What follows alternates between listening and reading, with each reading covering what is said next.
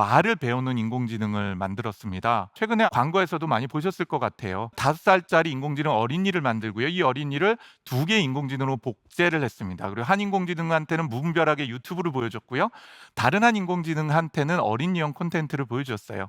2달 후에 이 두 인공지능이 어떻게 말을 학습하고 그리고 어떻게 대화를 하는지를 실험을 해봤습니다.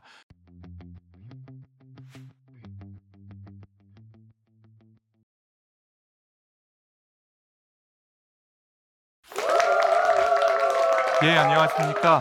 뵙게 돼서 반갑습니다. 제가 주로 인공지능 전문가나 기술 전문가로서 분들 앞에서 얘기할 때 주로 제 얘기 주제는 세상이 어떻게 인공지능으로 바뀌는가, 그리고 또 세상이 어떻게 우리가 적응을 해야 될 것인가 하는 얘기인데요. 오늘 제가 드린 말씀은 오히려 약간 좀 다른 각도입니다. 도대체 공감이 뭘까, 행복이 뭘까에 대한 얘기를 여러분과 함께 나눠보고자 합니다. 미국의 보스턴 다이나믹스라고 하는 로봇 회사인데요. 지난 10년간 로봇과 인공지능 기술이 어마어마하게 발전을 했죠. 우리가 보기에는 그 결과물만 보게 되는데요. 그 과정이 생각보다는 굉장히 복잡하고 어려운 과정이 있었습니다. 그 과정이 어땠는지, 어떤 실험을 통해서 발전을 해왔는지도 잠깐 한번 볼까요? 지난 5년간의 보스턴 다이나믹스가 실험했었던 다양한 과정들입니다. 아니, 아무리 로봇이라고 하더라도 감각을 느끼지 못한다고 하더라도 저렇게 때려도 되나? 아, 참 불쌍하다. 로봇 학대 좀 그만했으면 좋겠다. 뭐 이런 생각을 가지시지 혹시 않으셨나요? 네, 우리는 사실은 태어나면서부터 타인하고 공감하는 것에 대해서 굉장히 익숙합니다. 우리 호모 사피엔스 같은 경우는요, 사회를 만들어가고 그 사회를 통해서 타인하고 협력을 하기 위해서 타인의 고통과 타인의 행복을 느낄 줄 아는, 그리고 그를 통해서 우리는 사회적으로 공동체를 만들어가는 노력들을 해오고 있죠. 이것은 유전적일 뿐만 아니라 우리가 가지고 있는 가장 강력한 힘이기도 합니다. 예를 들자면요. 내가 사랑하는 사람이 고통을 느낄 때 그 고통을 느끼는 사람의 뇌의 지도라고 보시면 될 것 같아요. fMRI라는 것으로 촬영을 한 건데요. 근데 나는 고통을 느끼고 있지 않더라도 이 아픈 사람만 바라보고 있어도 제 뇌의 유사한 부분, 이 고통을 느낀 듯이 아프게 됩니다. 우리는 이거를 공감한다. 혹은 우리는 이를 통해서 감정이입을 하게 되죠. 심지어는 보시는 로봇과 같이 무생물이고 아플 리가 없는 그런 대상을 보기에도 저희는 아픔을 느끼기도 하고 기쁨을 느끼기도 합니다. 실제로 이런 공감과 감정이입을 하는 것은요, 실제로 우리가 생존하기 위해 가장 중요한 요소일지도 모르겠습니다. 혹시 가끔 치통을 알아보신 적 있으세요? 저는 그럴 때마다 제일 가기 싫은 데가, 제가 나이가 50이 됐는데 가기 싫은 데가 바로 치과입니다. 치과에서 그 드릴 소리만 들어봐도요, 땀이 나고 절대 가고 싶지 않은 곳이죠, 정말. 그런데 말입니다. 왜 우리는 진화가 되면서 아픔과 고통을 이렇게 느껴야 될까요? 덜 아프면 안 될까요? 저는 때로는 이렇게 생각합니다. 우리가 정말 올바로 진화를 했다면 좀 더 덜 아프고 그리고 더 경각심을 가지면 될 텐데 왜 그렇게 안 됐을까? 제가 바로 보는 시각 중에 하나가 바로 내가 많이 아픈 느낌을 가지고 상대방이 아플 때 공감력이 증가되고 우리는 호모사피엔스로부터 초사회적 능력을 갖게 되는 것, 그리고 그를 통해서 사회적인 성취를 만들어갈 수 있는 능력을 갖게 되지 않나 하는 생각을 하게 됩니다. 여기 물 한 컵이 있습니다. 이 물 한 컵에 대해서 좌뇌와 우뇌가 인지하는 방식이 다른데요. 어 예를 들어서 사고가 나서 우뇌를 손실을 입은 분한테 컵 앞에 있는 분한테 목이 마릅니다."라고 얘기를 하면은 좌뇌만 가진 사람들은 당신은 목이 마르시군요." 뭐 이렇게 이제 생각을 하게 되고 내 앞에 있는 물을 건너 줄 생각을 하지 못한다고 하더라고요. 반면에 우뇌만 가지고 있는 분은 말을 응대를 하고 대화를 나누지 못하지만 눈빛을 마주치면서 공감을 할 수 있다고 합니다. 우리는 왜 2개의 뇌를 가지고 있고 이 2개의 뇌는 서로 비대칭적으로 서로 다른 역할을 하고 있을까요? 그리고 그게 우리한테 유리한 이유가 과연 존재는 하고 있는 것일까요? 사실 그거에 관련된 제 개인 에피소드도 하나가 있는데요. 한 10년 전쯤에 제 아내가 부엌에서 뭔가를 하고 있었어요. 설거지하고 있었던 것 같습니다. 저는 거실에서 TV를 보면서 TV에서 재미난 걸 보고 있었거든요. 아마 개그 프로그램 같았어요. 제가 낄낄대고 웃고 있으니까 제 아내가 멀리서 얘기합니다. "아 재밌나 봐." 그래서 제가 재밌어."라고 얘기를 했어요.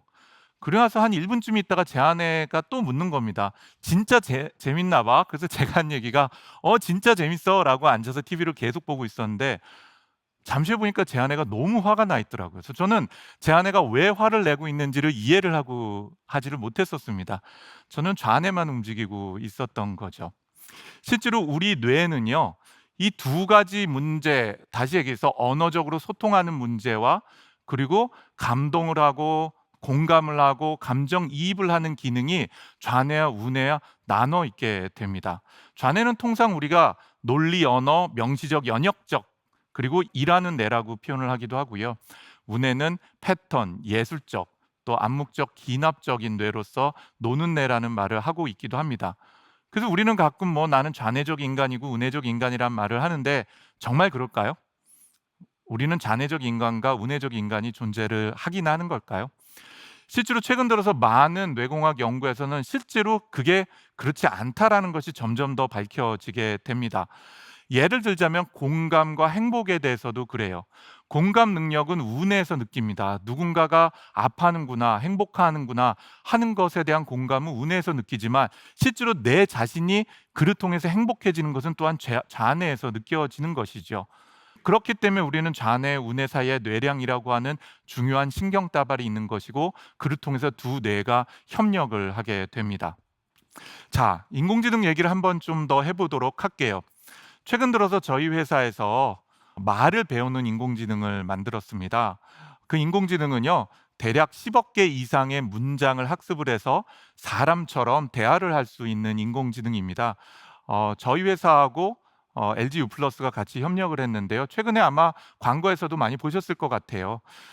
예를 들자면은 5살짜리 인공지능 어린이를 만들고요. 이 어린이를 2개의 인공지능으로 복제를 했습니다. 그리고 한 인공지능한테는 무분별하게 유튜브를 보여줬고요.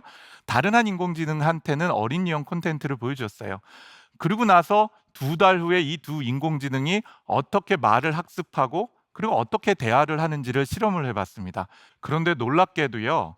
바른말을 배운 똑똑한 가람이보다 유튜브를 보고 막 자란 가람이에 대해서 사람들이 더 많은 관심을 보이는 거예요. 더 귀여워하고 그리고 또 더 즐거워하고 더 공감을 하는 것을 보면서 제가 '정말 희한하다. 어떻게 그럴 수 있을까?' 하는 꾸준히 실험을 하고 있기도 합니다. 이러한 인공지능이 현재도 지속적으로 발전을 해 나가고 있습니다.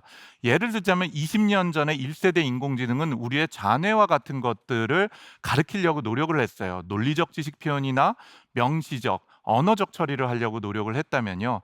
이제 최근 10년간 동안에 2세대 인공지능이라고 얘기하는 기계학습 기술과 딥러닝 기술이 발전을 하게 됩니다. 인지 모델과 학습 그리고 또 암묵적 지식과 패턴을 발견하는 데 익숙해지게 된 거죠. 그럼에도 불구하고 이제 우리는 이 1세대, 2세대 인공지능 모두가 한계가 있다라는 것을 이해를 하게 됩니다. 그리고 최근 들어서는 바로 3세대 인공지능인 좌뇌와 우뇌 인공지능 두 가지를 한꺼번에 사용하는, 다시 얘기해서 뉴로심볼릭 인공지능이라고도 얘기하고 설명 가능한 인공지능이라 얘기하는 이러한 새로운 발전 방향으로 나아가고 있습니다. 이런 기술들은요, 최근 들어서 여러 곳에 취업을 하고 있기도 한데요. 대표적인 곳이 인공지능 콜센터이기도 합니다. 인공지능 콜센터에서 사람 대신에 전화를 받는데 한번 같이 들어보실까요? 궁금한 내용을 지금부터 말씀해 주세요. 마이너스 대출 해지 방법이 어떻게 돼? 인터넷 뱅킹과 영업점 방문 해지 중. 원하시는 방법을 말씀해 주세요. 영업정 방문할게. 실제로 이러한 인공지능이 고객센터, 콜센터에도 취업을 해서 일을 하는데요. 기존의 통상에 우리가 얘기하는 챗봇이라는 것은 대략 정확도가 한 43% 정도 되죠. 불편함이 많습니다. 우뇌를 사용하는 인공지능 기술을 했더니 한 정확도가 54%, 좌뇌만 사용하는 인공지능을 넣었더니 한 72%까지 올라갔죠. 근데 최근에는 이 좌뇌와 우뇌를 동시에 사용하는 저희는 그걸 앙상블 인공지능이라고 얘기하는데 그걸 통해서 94%인 인간 수준으로 대화를 하고 상담할 수 있는 인공지능으로 발전을 하게 됩니다. 그리고 이런 것들이 사회에 적용이 되고 있고 또 사회 발전에 큰 기여를 하게 되는 것이죠. 이런 것은요, 실제로 인간과 기계가 지적으로 협력을 하면서 발전할 수 있도록 합니다. 실제로 인공지능이라는 것 또는 우리가 지능을 어떻게 사용하냐 보면요, 지능을 통해서 우리 일하는 것을 최적화하거나 또는 전략과 창의력을 발휘하는 것 또는 우리가 인간으로서 강력한 공감력을 발휘하는 것과 약한 공감력을 발휘하는 것들이 있는데요. 예를 들자면은 일을 하면서 약한 공감력 있는 것들은 전화 영업을 한다든지 청소원 일을 하거나 보안 담당하는 역할을 하는 분이라면 강력한 공감력이 필요하면서 동시에 전략과 창의력이 필요한 것은 마케터, 사회봉사자들, 컨시어지 같은 분들이겠죠. 결국은 인공지능과 사람이 협력을 하면서 예를 들면 최적화 업무를 하는 것과 그다음에 약한 공감력은 인공지능이 많은 부분 대체할 가능성이 큽니다. 반면에 전략과 창의력을 다루는 부분, 그 중에서도 약한 공감력이 필요한 것은 사람과 기계가 협력을 하게 될 것이고요. 그런데 강한 공감력, 사람의 공감력, 예를 들면 의사 선생님이 되겠죠. 그러면서도 동시에 최적화가 필요한 것들은 인공지능이 중요한 역할을 하면서 오히려 사람이 사람 사이에 대화를 주도하면서 인터페이스를 하게 되리라고 보여집니다. 그리고 무엇보다도 중요한 전략적 창의력과 강력한 공감력이 필요한 부분은요, 사람이 중심적인 역할을 하면서 인공지능이 인터페이스 역할을 하는 형태로 사람과 기계가 협력해 발전되리라고 보여집니다. 그러면 인간들은 어떤 역할을 하고 어느 부분에서 더 중요한 역할을 하게 될까요? 잘 아시는 것처럼 우리는 다중지능 이론이라는 것을 알고 있습니다. 뭐 언어, 운동, 메타인지, 음악, 자연지능, 대인지능의 모든 것들이 우리는 단지 IQ가 아니라 지능이라는 것, 똑똑하다는 것을 우리는 이해를 하고 있죠. 이 중에서 인공지능은요, 시각적인 것, 논리수리적인 것, 언어 부분에 있어서 빠른 발전을 보이고 있습니다. 하지만 제가 보기에는 향후 짧게는 50년, 길게는 100년 동안에 메타인지 부분이나 자연지능, 대인지능과 같은 부분을 인간 수준으로 발전하기는 대단히 어렵다고 저는 믿고 있습니다. 결국 인간은 우리가 더 잘할 수 있는 것에 집중을 해야 되는 거죠. 그 중에 하나가 바로 공감과 경험을 통한 창의성이라고 볼 수가 있겠습니다. 제가 수년 전에 스탠포드 대학에서 디자인 띵킹이라는 과정을 공부를 했었습니다. 어떻게 창의적으로 새로운 가치를 만들어내고 새로운 혁신을 만들어낼 수 있을 것인가 하는 것인데요.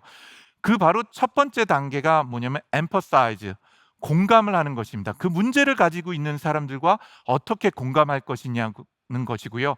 그다음에 몸으로 실제로 실험하고 그 문제에 부닥치는 것입니다. 결국은 우리는 공감과 경험을 통해서 창의성을 만들어내는 종족이고요. 그리고 우리가 무엇을 알고 있는지 모르는지, 무엇을 할 수 있는지를 느낄 수 있는 메타인지 능력을 통해서 우리가 나아가는 미래 도전에 대한 새로운 감각을 가지게 되리라고 생각을 합니다. 더 행복한 미래, 또 우리가 더 잘 사는 미래는 과연 어떤 미래일까요?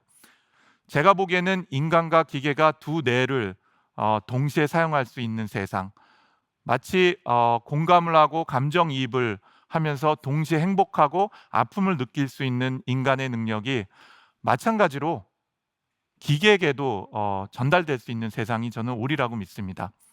그것뿐만 아니라 좌와 우로 나눠져 있는 정치와 세상들, 남과 여가 서로 협력하지 못하는 요즘 사회의 어려운 것들도 더 행복한 미래 세상에선 그런 문제들이 극복하고 좌뇌와 우뇌가 협력하듯이 인공지능도 두 뇌를 가듯이 협력해서 행복하고 그리고 또 공감할 수 있는 사회로 발전될 수 있기를 기대해 봅니다. 오늘은 여기까지 하겠습니다. 감사합니다.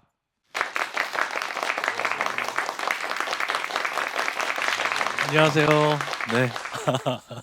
대표님, 저 강연 마치신 소감 한 말씀 부탁드리겠습니다. 네. 실제로 이렇게 그 관객이 없으셔도 온라인에서 계시니까 네. 얼굴 한 분 한 분 표정도 볼 수 있고요. 또 어떤 분은 이렇게 엄지 손가락도 올려주셔서 맞아요. 좋은 기분으로 또 여러분 얼굴 보면서 뵐 수 있어서 행복했습니다. 네.